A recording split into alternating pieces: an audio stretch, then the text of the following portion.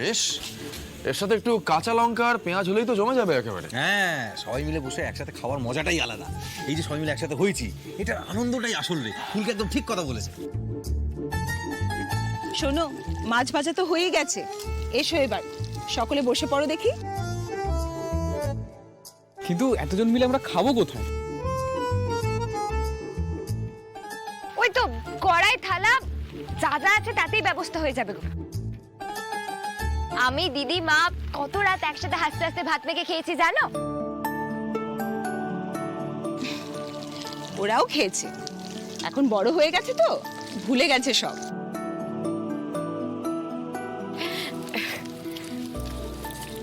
তা হ্যাঁ রে ভাই, তোরা তো ও বাড়িতে গেলি, কি দেখলি? পিণ্ডদান হচ্ছিল আমাদের।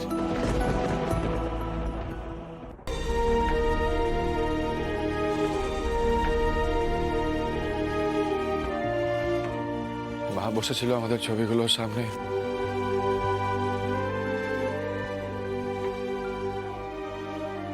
মাকে যখন ডাকলাম, মা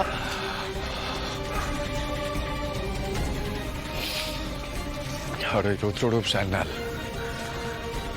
বাড়িতে বসে পুরো নিজের সাম্রাজ্য বানিয়ে তাণ্ডব চালাচ্ছে। ইচ্ছে করে অ্যারেঞ্জ করেছে আমাদের শ্রাদ্ধটা।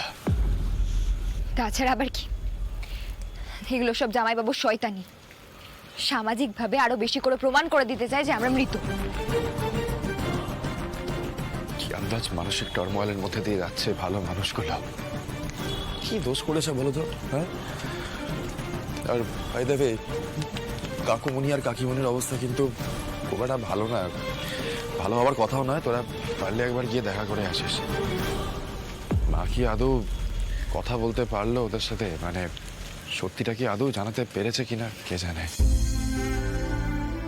কেন জেনেও জানাতে পারবে না বলছিস? হ্যাঁ, রুদ্র আছে না সারা বাড়ি জুড়ে। তাছাড়া ঈশিতাও তো আছে, রুদ্রর চর। আমি না ওকে এখনো পর্যন্ত বিশ্বাস করে উঠতে পারছি না। এরকম সিচুয়েশনে তো আরোই না।